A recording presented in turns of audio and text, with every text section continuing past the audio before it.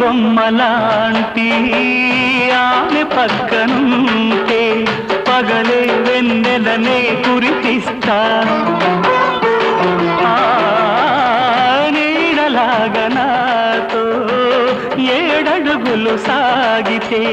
ఇలలో స్వర్గంనే సృష్టిస్తా రసరమ్యం ఆ రాగ విలాసం రసరమ్యం ఆ రాగ విలాసం వసివాడదు అది ఆ జన్మాంతం అందమైన నా ఊహల మేడకు ఆవిడమణి దీపం అంది అందని నాశలకు ఆమె ప్రతిరూపం ఆ తలపే